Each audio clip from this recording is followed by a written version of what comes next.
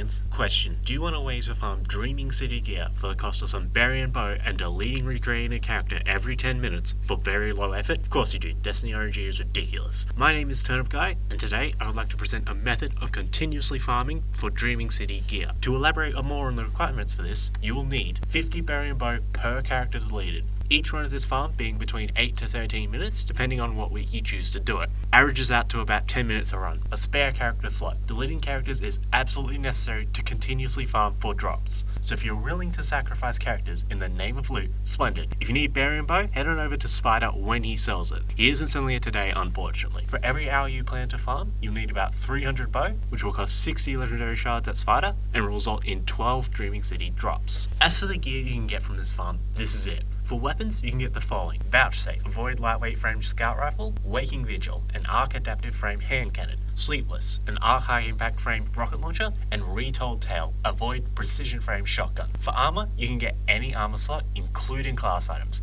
I believe they are less likely than other pizzas, but it could also just be RNG. Personally, I'm not very interested in the weapons. However, the latest 12 listed sandbox changes that affect shotguns, which could potentially make the Retold Tail very desirable. Just by looking at the gear I've received from doing this, it looks like you have an even chance to get every item, meaning you have a 1 in 9 chance to get a specific weapon or armor piece. Also to be noted is that using another exploit, which I'll explain later, the armor you get will be high stat, spiky distribution armor that you would normally get from dungeons. So if you want these weapons and also want good armor, this farm can provide both. Alright then guy, you're asking me, I'm interested. What's the trick? How do we do this? Well, to do that, we'll need to head over to the Dreaming City. Petra's not in the Strand this week, but she will be next reset. We'll explain why it's important later. What we're doing is taking advantage of 2 bounties that Petra sells: the weekly Ascendant challenge bounty and the daily challenge bounty, as they both reward 1 piece of gear each. These bounties are character based. Once you complete them on a character, you will not be able to do them again on that character until next weekly reset. But if you create and delete new characters, you can do these bounties over and over.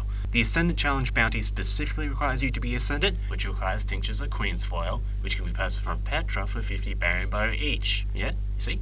All coming together. The first part of this cheese is making a new character in your empty slot. If you have 3 characters already and want to delete one of them, make sure they have no gear that you want to keep. You can buy fodder gear from collections and move everything else to your vault via DIM or a similar app. Warning: if you delete your character, it will delete all the gear they have on them as well. Please double check they have nothing important before you delete them. I will not be held responsible for carelessly deleted loot. Once the slot is empty, go ahead and create a new character in the class you want to farm on. Since we are deleting this character 10 minutes from now, just go ahead and accept the randomly generated character and hit complete. Go ahead and load that character and you'll be taken through the first cutscene in the tutorial section of the game. New Light. So for this new light section, you'll be running a lot. You'll also need a sparrow and you'll want to kill a fallen walker tank. For the Ascendant challenge section, it'll vary depending on what week it is. Generally, most challenges are run through an area and kill a boss at the end. The most optimal Ascendant challenge to farm is Agronach Abyss, which just happens to be next week. The reason for this is because you can skip the jump puzzle section, and the 2 taken witches that you're required to kill are not very strong, and be killed with literally just a fallen guillotine heavy attack, allowing you to complete the challenge in about a minute.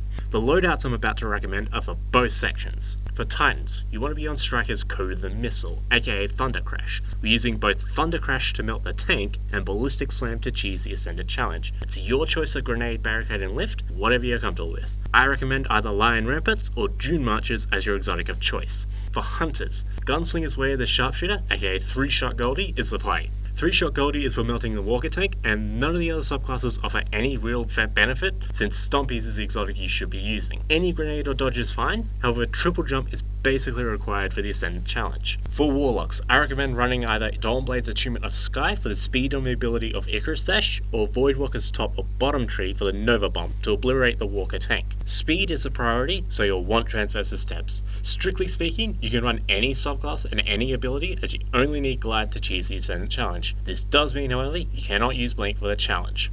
Rest in peace to some people who still use Blink. For weapons, all classes have the same recommendation. I recommend Minder for the sprint speed, although DMT is also solid. Pair that with a slug shotgun or grenade launcher, ideally with auto-loading holster, as well as a hard-hitting heavy weapon such as Falling Guillotine with Whirlwind Blade. Note that for hunters, a sword is required, as we will need to nullify the fall damage from cheesing the Ascendant challenge. Go ahead and create a loadout in Dim with your choice of exotic armour and weapons. Also go ahead and add an exotic sparrow, 160 speed to the loadout, as you'll want a sparrow to save time. Optionally, you could also add a leveled up ghost shell with a boosted Glimmer Mod. After a while of farming, I'm talking like 8 hours, you may eventually run out of Glimmer. The Glimmer Mod basically prevents that, meaning you won't have to waste time going to Spider and getting more. Also, I should clarify, you probably should have max Glimmer before you start this. You will need it to buy the bounties, as well as gear from collections, but Glimmer is pretty free, so that shouldn't be too difficult. Go ahead and load your new character. Once you can access your inventory, go to Dim and transfer your loadout to your character. You can actually transfer over items during the tutorial section, which is kinda wild. While you wait for the first cutscene to play, go into your collections and grab a green sword and a green sparrow. We'll need them when we eventually delete the character, so we can transfer over the legendary gear to our vault. Also take this opportunity to set your subclass and abilities and make sure everything you need is equipped.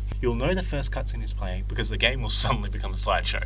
Exit out of your menu and hit escape twice to skip a cutscene. Another cutscene plays with the ghost, go ahead and skip that one too. And now you should have player control. Do note that you only have access to sprint and jump abilities right now. Dawnblades will not be able to Icarus dash for about another minute. Make your way to the objective and enter this dark area. Ghosts will float around and eventually unlock a door. Occasionally it will bug out and Ghost will stay as your flashlight. Just walk back down the stairs and back up and it should trigger the next part of the tutorial. Wait at this door for a bit and then proceed ahead. You can run past the auto rifle, it will automatically go into your inventory. Enemies will spawn up ahead, but you don't need to kill them at all. If you're a top tree Dawnblade, go ahead and punch one of them though.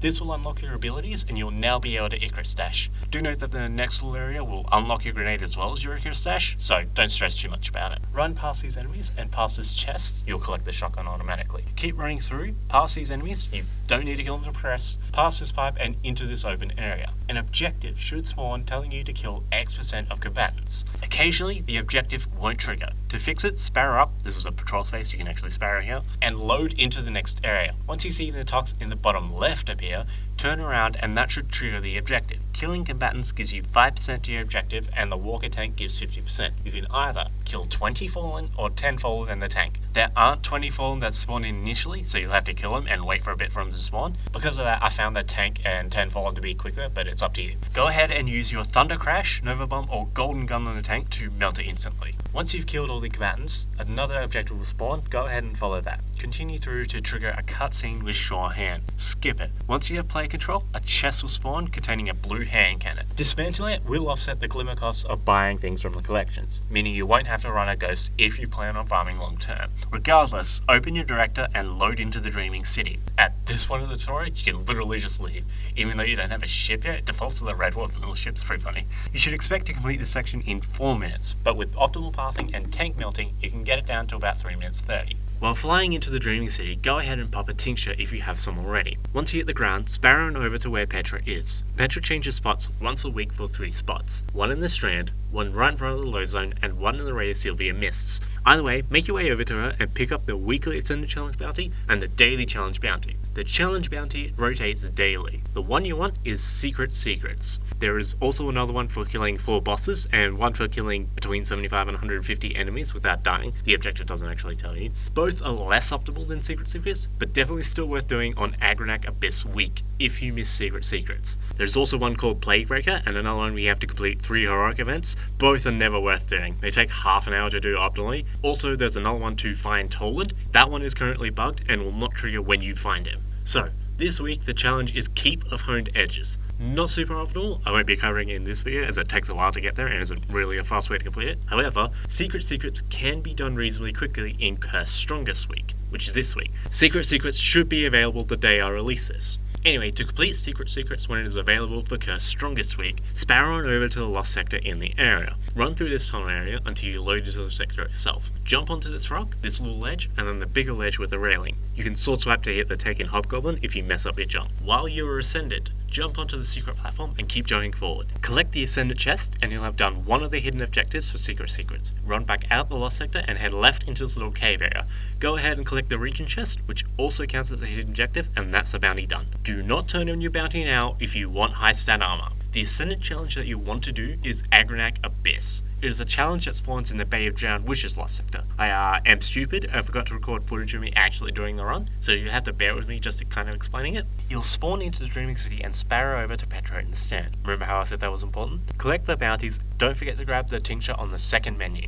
If Secrets is the daily bounty, jump forward. There should be a secret platform, follow it to the top of the little gazebo thing behind Petra to collect the Ascendant chests. Then, jump down onto this little hill area to collect the region chest. Ghost into director mode and load back into the Dreaming City fast travel point. Once you load back in, turn around and run through the Lost Sector.